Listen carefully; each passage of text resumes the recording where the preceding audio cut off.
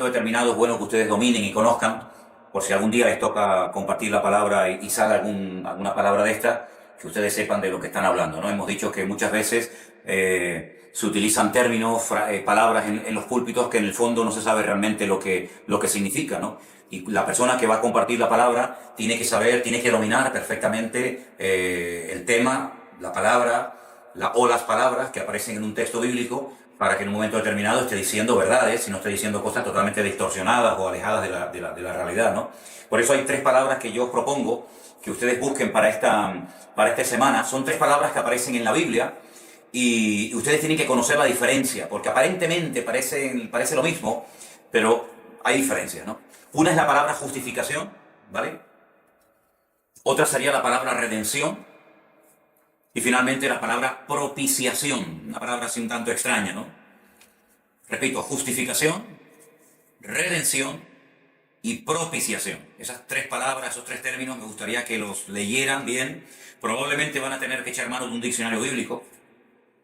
Por eso hay una gran diferencia entre utilizar un diccionario normal y corriente, secular, y un diccionario bíblico. Hay palabras que son puramente bíblicas y es bueno que ustedes conozcan el significado de cada una de ellas y pueden buscar ejemplos bíblicos. Y hay diccionarios muy buenos. Por ejemplo, yo recomiendo uno que se llama Vine. Hay uno que se llama The Bacon. Vine, con V. Diccionario Vine. Es muy bueno porque aparecen palabras con la explicación hebrea para las palabras del Antiguo Testamento y palabras en griego para el Nuevo Testamento. Yo después se lo puedo mostrar, ¿vale? Incluso también podemos después poner alguna imagen para que los que están interesados en comprar este material se puedan hacer con él, porque hay diccionarios bíblicos muy buenos. Hay un libro también que te explica palabras, un glosario de palabras griegas y hebreas, porque es bueno a veces conocer la etimología de la palabra, la raíz de la palabra, porque hay palabras que si las buscas en un diccionario no bíblico, en un diccionario secular, te da una información muy pobre de lo que realmente dice el término según lo que te dice la palabra, ¿no? En un diccionario bíblico, ¿vale? Después les muestro cuáles son. Bueno, pasamos ya directamente a lo que sería la clase de hoy, que me parece que sería la tercera, ¿no? Si no me equivoco. Hay una serie de cosas que a mí me gustaría que apuntaran y tuvieran en cuenta. Y una de ellas muy importante es la siguiente: no usen nunca el púlpito para hablarle a una persona en particular. La palabra de Dios tiene suficiente poder para hablar a todo el mundo según la necesidad que tenga.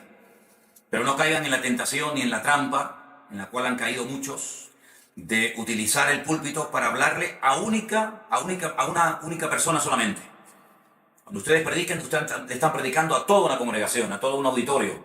Y en ese lugar puedes encontrarte gente nueva, gente convertida, gente inconversa, gente de una línea, gente de otra tendencia. Pero no caigas en la tentación de preparar un mensaje para hablarle únicamente a una persona, ¿no? Porque aparte de que esa no es la forma correcta, la palabra tiene suficiente poder para que si tú oras y le pides al Señor que te guíe, el Espíritu Santo puede utilizar esa palabra para hablarle a esa persona y para hablarle a toda la gente que está ahí adentro, ¿no? ¿Vale? Una cosa que es muy, muy, muy importante es no descubrir secretos de nadie en público, ¿vale? Una persona te acaba de contar un problema personal, particular o de la índole que sea, y tú llegas al púlpito y en medio de la predicación dices: es que hay una persona aquí, bueno, ya sería el colmo mencionar el nombre, ¿no?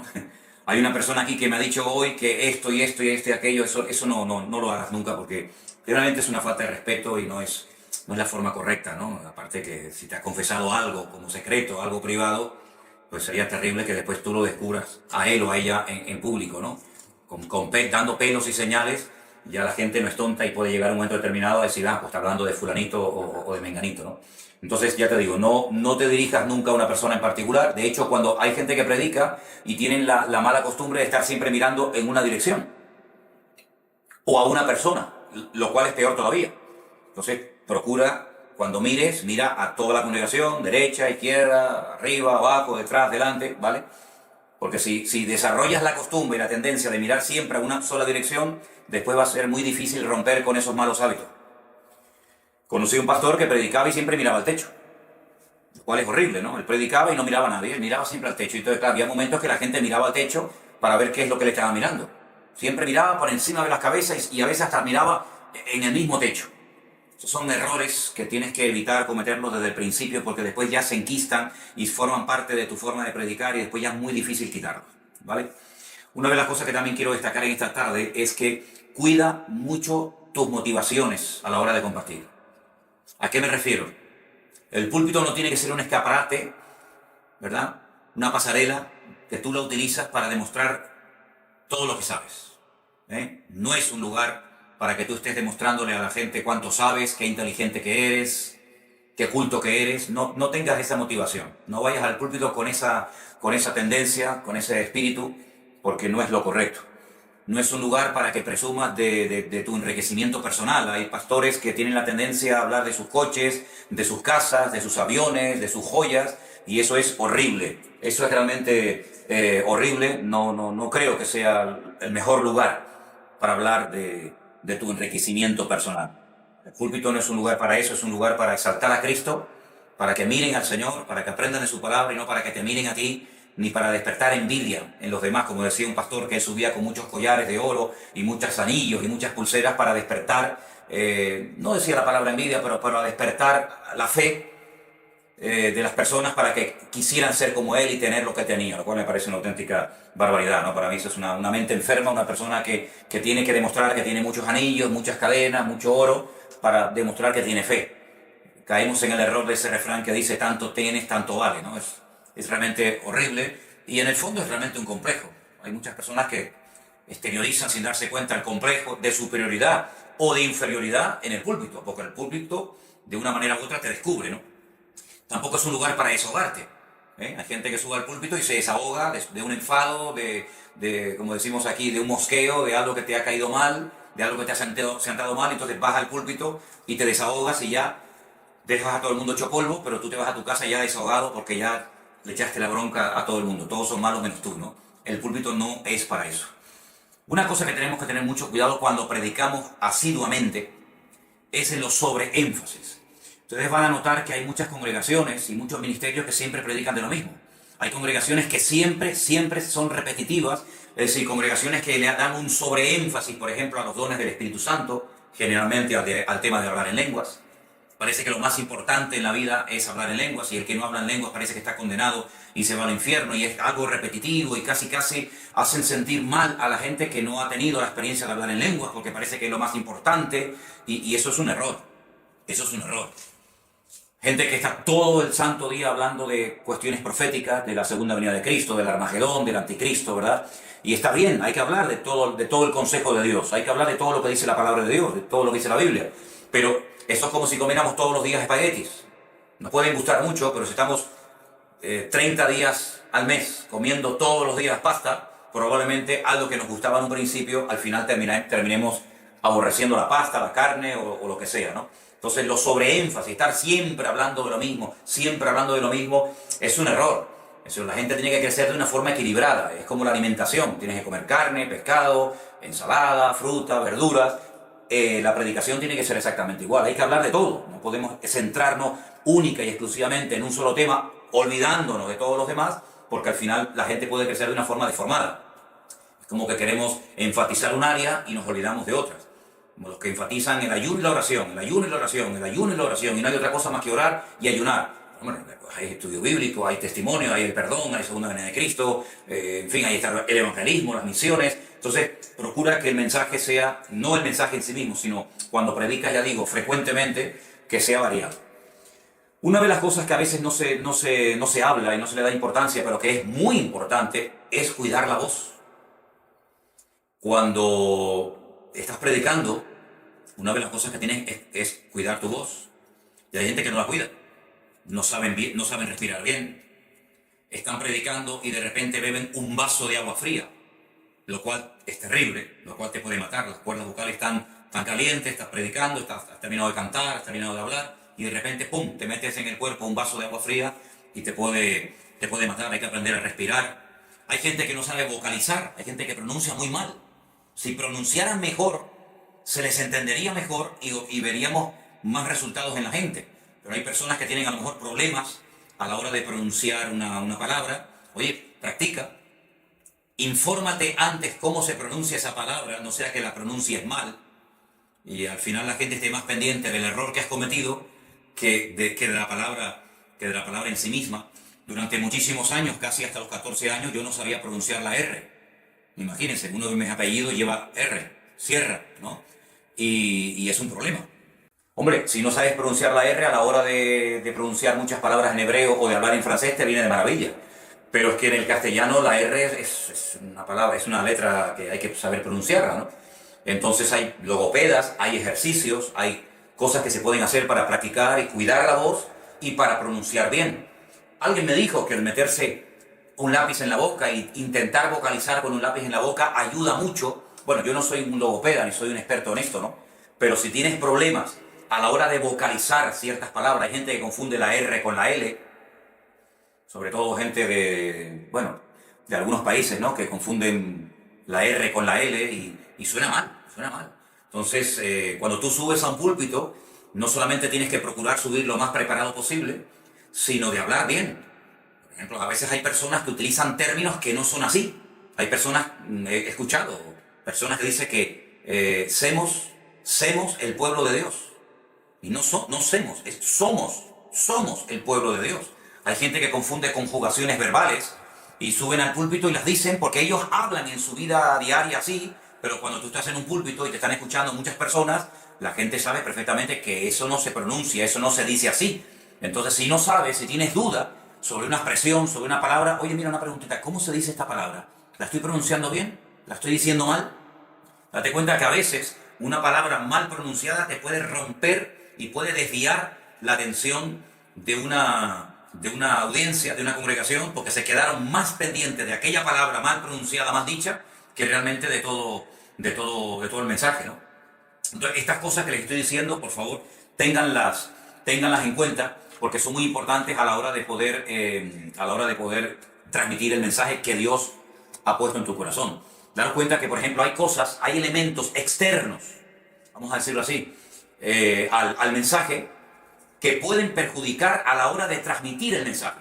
Miren, por ejemplo, a Jesús. Jesús dice en la Biblia que había una multitud en la playa, en el lugar donde él estaba, al borde del mar de Galilea, y él dice que entrando en la barca, le pidió a sus discípulos que la separaran un poco de tierra.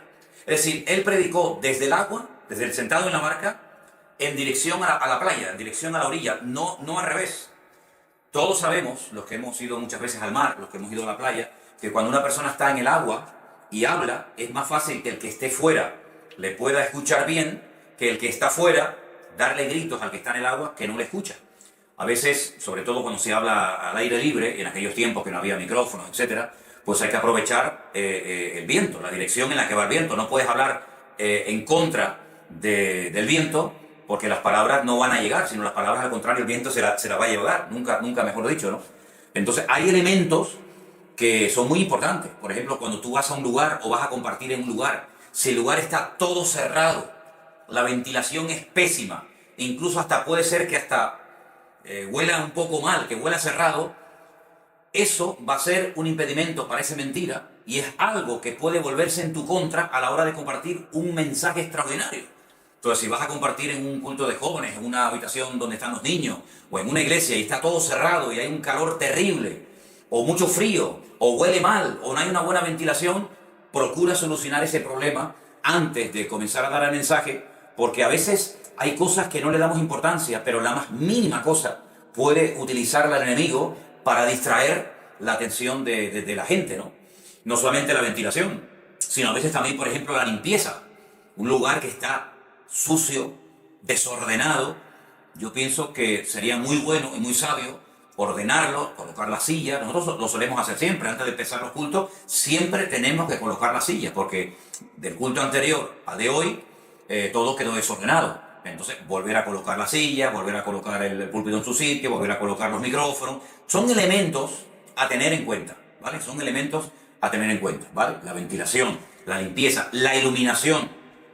Yo sé que a lo mejor los que nos están viendo por internet, siguiendo estas clases, se dan cuenta de que a lo mejor en este salón no hay la mejor iluminación para grabar este tipo de clases. Estoy de acuerdo. Pero, por ejemplo, en una iglesia, una iluminación pobre puede distraer más que otra cosa. Hay lugares que están excesivamente iluminados. Entonces, la iluminación, la acústica, por ejemplo, lugares donde hay excesivo eco, es muy complicado compartir. Entonces hay pequeños trucos, como por ejemplo poner moqueta, poner cortinas, insonorizar un poco, por lo menos la zona en la que se va a compartir la palabra. Son elementos a tener en cuenta siempre por parte del que va a compartir la palabra. Si tú no puedes pretender que llegues tú a un lugar en el cual tú eres el responsable, el que va a compartir la palabra siempre tiene que llegar antes. Siempre. A mí en Argentina algunos pastores me decían que no, que el predicador siempre tiene que llegar tarde. Estoy totalmente en contra. Para mí es una falta de respeto llegar tarde a un lugar que te han invitado. Yo estoy convencido de que el llegar tarde a un lugar que te han invitado a predicar es una falta de respeto. Yo aconsejo que el predicador llegue antes. Y si hay algo que puede perturbar, algo que discierne, algo que nota, que en un momento determinado puede ser un estorbo a la predicción de la palabra, compártelo o soluciónalo. Si tú eres el que vas a compartir y tienes la oportunidad de preparar el salón, de ventilarlo, de limpiarlo, de iluminarlo, de colocar bien la silla, el sonido, etcétera, pues hazlo antes. Y no que durante el culto te das cuenta de que el micrófono no funciona, las sillas están mal colocadas, el salón es muy grande y todo el mundo está sentado atrás, etcétera, etcétera, ¿vale? Y algo muy importante, el horario, la puntualidad. Yo sé que para algunos es una especie de asignatura pendiente. Nosotros, en nuestra congregación, saben que nosotros el culto lo empezamos a la hora que decimos que empieza. Esté toda la congregación o falte parte de la congregación. Nosotros sí decimos que la reunión del jueves es a las 6:30, a las 6:30 comenzamos. Si decimos que el culto es a las 7, el culto es a las 7, de domingo o de jueves, ¿no? Procuremos ser siempre puntuales, porque bueno, la gente no tiene por qué estar esperando a ver si llega, a ver si llega, a ver si viene, sino que tú tienes que ser un ejemplo en puntualidad, porque después tú no vas a tener autoridad moral para exigirle a los demás lo que tú no estás haciendo, ¿vale? Entonces, por favor, tengan siempre presente todas estas cuestiones. Ahora, volviendo a lo que enseñamos la semana pasada, referente a lo que tenemos aquí en la pizarra del bosquejo simple. Ustedes tenían que traer algunos ejemplos de bosquejo simple, ¿se acuerdan? ¿Vale? ¿Alguien ha preparado su bosquejo simple? Bueno, yo quiero pedirte, por favor, Rafael, que pases aquí a la pizarra y en esta pizarra, para los que están viendo estas clases por internet, si puede ser, lo más sencillamente posible y lo más claramente posible, déjame el bosquejo que tú has preparado y vamos a verlo aquí en la pantalla, a ver lo que tú... Yo hice lo que tú has hecho. Vale, el que tú quieras, ¿cuál vas a utilizar? este primero. ¿Te hace falta? Sí, para Vale, ok. Vete diciéndonos el texto que vas a utilizar, ¿sería? Hebreos 11:6. Ok, el versículo que Rafael ha escogido como su versículo para compartir, lo tienes que anotar arriba, sería Hebreos 11:6. Muy bien. Versículo de Hebreos 11:6 dice textualmente, pero sin fe es imposible agradar a Dios, porque es necesario que el que se acerca a Dios crea que le hay y que es galardonador de los que le buscan. Muy bien. Entonces, ¿hay un tema en particular que tú quieres destacar? La fe del cristiano. La fe del creyente. Muy bien, ponla ahí en tu bosquejo. La fe del creyente, la fe del cristiano. Pues. Muy bien. No es imprescindible que le pongamos un título a cada mensaje, pero, por ejemplo, nosotros, sabes que al retransmitir los cultos siempre nos pide el que está en los controles, que suele ser Armando o cualquier otro hermano, que le demos un título para ponerlo en el mensaje. En este caso, ¿tú tienes algún título? Bueno, yo tengo algunas variaciones aquí. Puse sin fe es imposible agradar a Dios, que podría ser un título, y el otro sería ¿cuál es la fe que salva? El que tú quieras. No puedo poner cuál es la Sin fe fe, que salva. o bueno, vale, ¿cuál es la fe que salva? Muy bien. Digamos que el título está en forma de pregunta. ¿Cuál es la fe que salva? Muy bien. Brevemente, Rafael, lo que llamamos la introducción, mirando ahí a la cámara, suponiendo que ahí está la congregación a la que le vas a compartir, quédate un poquito para acá, porque la gente que está siguiendo, y son muchos, son cientos, son miles de las personas que están viendo esto, ¿qué introducción le darías tú a un mensaje utilizando Hebreos 11:6, con el tema de la fe del cristiano y con el título ¿cuál es la fe que salva? ¿Qué dirías para comenzar tu mensaje a ellos? Bueno, pues yo me gustaría hablarles sobre, cuando hablamos de fe, hoy en día hay muchas personas que tienen fe en muchas cosas. Hay personas que tienen fe en distintas religiones, pero hay personas que ponen su fe también en el dinero, hay otras personas que ponen su fe en rituales, y toda esta fe es común porque es para lograr la salvación o para lograr alguna trascendencia en algún lugar, o después de la muerte. Entonces, ¿cuál sería la fe que realmente salva? ¿Cuál sería la fe que nos lleva a la salvación después de Ok, de la vale, muerte? perfecto. Ok, tú has definido la fe de algunas personas, digamos, como un elemento que utilizan, aunque sea equivocada o distorsionada, para alcanzar sus objetivos, pero tú vas a hablar de la fe De verdadera. la fe Ok, verdadera. ¿cuál sería tu primer punto a tocar? Bueno, desde pequeños nos enseñan a tener fe en otras cosas. Si no nacemos en familias cristianas, somos educados, o incluso hasta por la cultura general de la ciudad, de los países y tal, en tener fe. Casi siempre se tiene fe en algo. Vale, pero tu primer punto, ¿cómo lo nombrar? ¿Cómo lo titularías? Yo le puse poner fe en otras cosas. Vale, fe en otras cosas, ¿de acuerdo? Pon ahí, fe en otras cosas. Y ahora tú, me imagino, que habrás puesto algunas de esas cosas para hablar brevemente de ellas. Sí, aquí me resultó algo muy curioso porque cuando lo hice, que lo estaba revisando y lo comparé con la clase pasada, este primer punto fue idéntico, porque hablamos del punto A que sería las religiones. ¿Vale? Pon ahí en la A, religiones. ¿Ok? Sobra decirles que cuando ustedes llevan este bosquejo o cualquier anotación al púlpito, llévenla siempre con la letra más claramente posible para que un pequeño vistazo te sirva para saber lo que tienes que decir. Vale, religiones, hablarías. Hablaría de las religiones, Dale, las perfecto. religiones, El B, rituales, venga, los unos distintos rituales, ¿no?, que la gente hace para obtener, digamos, sus objetivos o alcanzar sus metas. ¿Y hay algún punto más? el dinero, El dinero, vale, perfecto. Fe en el dinero. o en las cosas materiales. Vale, vale. Ya ahí entraría, ok, la explicación. Perfecto. Una vez que tú hables de esas tres cuestiones, tú automáticamente bajando la vista y mirando tus anotaciones, ya vas al segundo punto, que ¿cuál sería? La fe verdadera. Ok, ponlo ahí. La fe verdadera. ¿Y hay características de esa fe verdadera o puntos que quieres destacar? ¿Tiene borrador? Sí, ahí en ahí. La fe verdadera, ¿vale? Yo puse, bueno, el primer punto sería Dios, la fe en Dios, Venga, la fe en Dios. que es la fe que salva. Muy bien. Luego puse otro punto que sería que es la que trae bendiciones. La fe en Dios es la que trae bendiciones a nuestras vidas. Vale. Una vez que tú le digas a la gente que la fe la tienen que poner en Dios, automáticamente vas a decir que esa fe en Dios trae bendiciones. Bendición. Aquí hay bendición no solo material, sino bendición espiritual. Vale, muy bien, Y es la que trae paz. muy bien. Hablarías también de la paz como resultado de haber puesto nuestra fe y nuestra confianza en el Señor. Estar en paz con Dios. De acuerdo. A veces la Biblia dice que tenemos que estar en paz con Dios y con los hombres, siempre que dependa de nosotros. Muy bien. Y bueno, puse dos más. Dos más en vez de Sí. sería el D, ¿vale? ¿Qué sería? Sería, la fe nos ayuda a escoger entre lo correcto e incorrecto, Vale. basándome en el pasaje de Hebreos 11, versículos 24 y 25.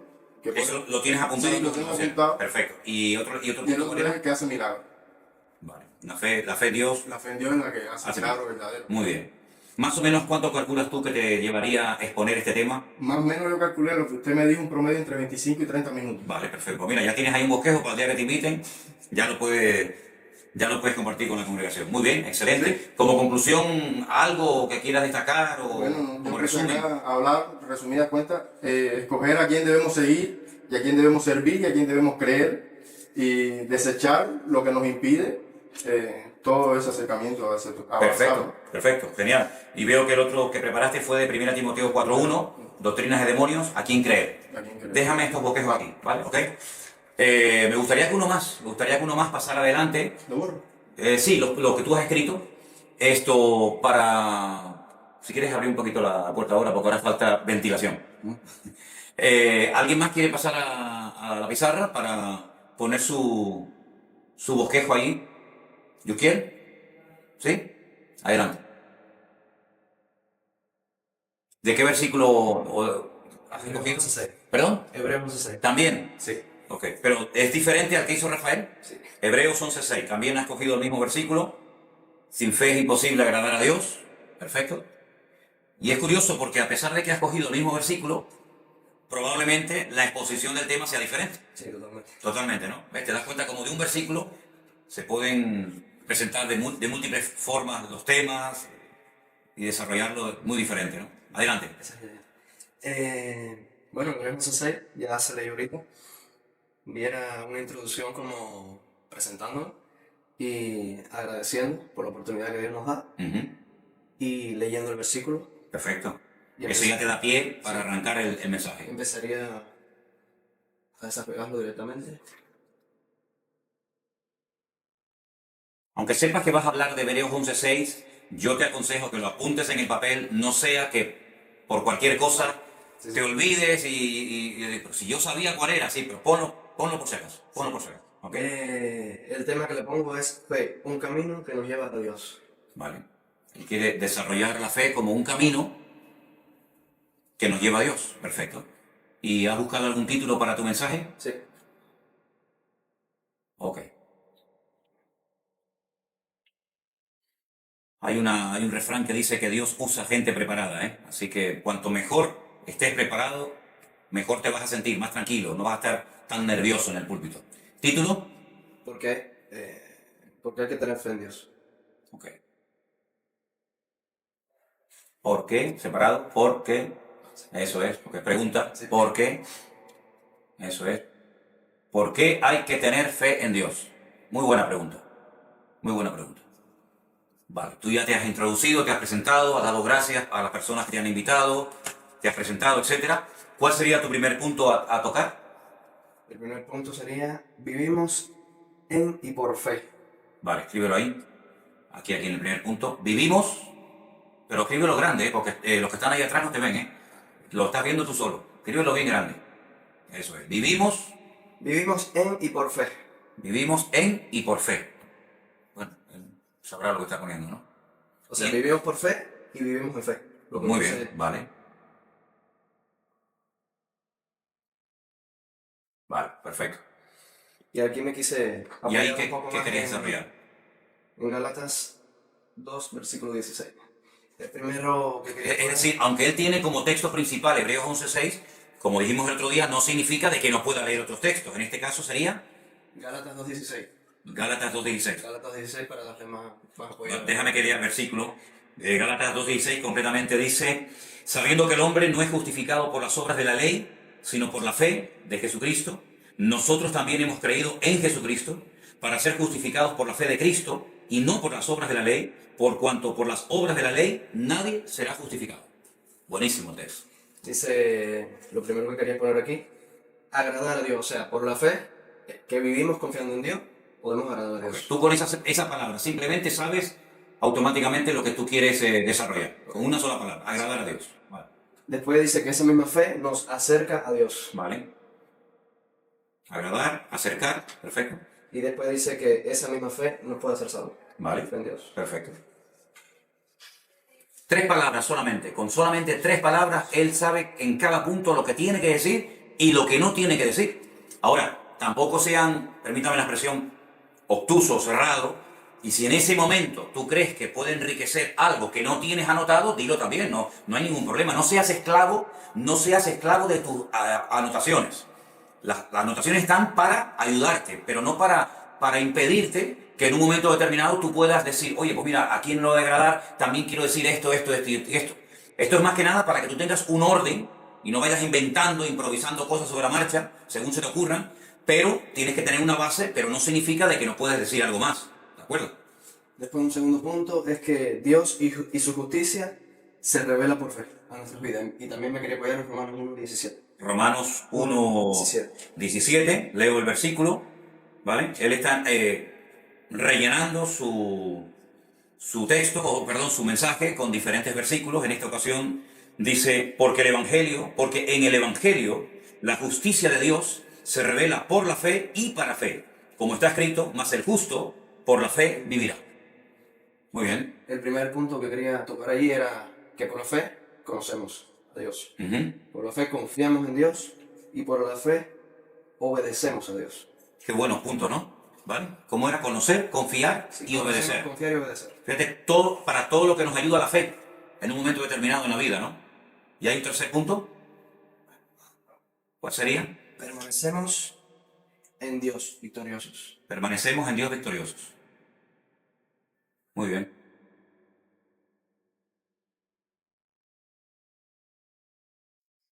Victoriosos. Y me quería apoyar también en 1 de Juan 5:4.